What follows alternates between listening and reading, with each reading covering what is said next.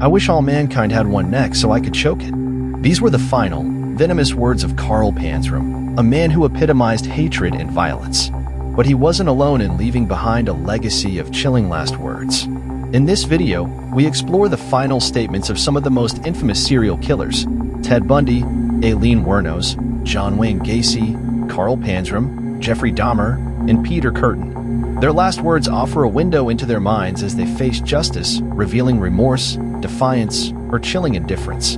Understanding the minds of serial killers is a complex endeavor.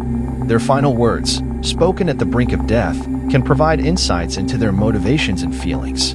Were they remorseful, defiant, or utterly indifferent? Let's delve into their last moments to find out. Ted Bundy.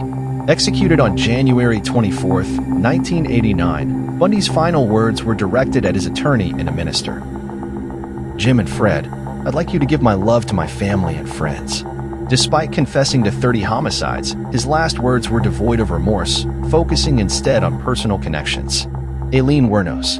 On October 9, 2002, Wuornos faced lethal injection. Her last words were a bizarre mix of religious and science fiction references.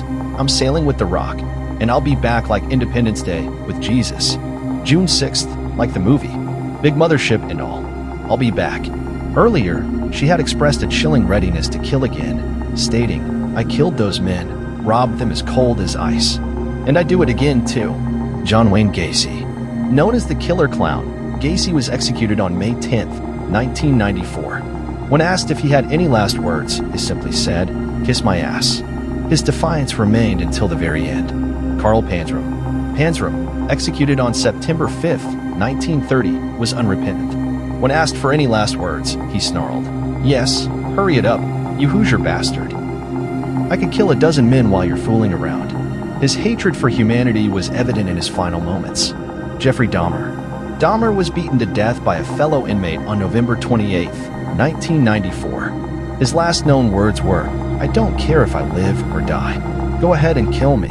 A man who committed heinous acts, he met a violent end himself. Peter Kürten. Dubbed the Vampire of Dusseldorf, Kürten was executed by guillotine on July 2, 1931.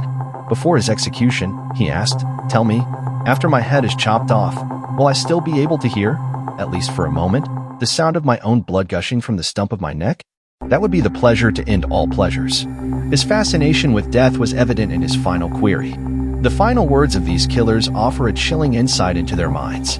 Some showed defiance, others indifference, and a few, a twisted sense of satisfaction. Their statements serve as haunting reminders of their crimes and the darkness that resided within them. As we reflect on these final moments, we're reminded of the profound impact these individuals had on their victims, their families, and society. Their last words, whether remorseful or defiant, are echoes of the evil they embodied. Let us remember the victims and strive to understand the depths of human psychology to prevent such tragedies in the future. If these final words shook you as much as they did us, hit that like button, subscribe, and turn on notifications so you never miss a case that cuts this deep. Now tell us in the comments, which of these last words disturbed you the most? Was it Bundy's cold farewell? Wuornos' rage? Or Kürten's chilling curiosity about death itself? And do you think any of them truly felt remorse? Or were these just their final performances?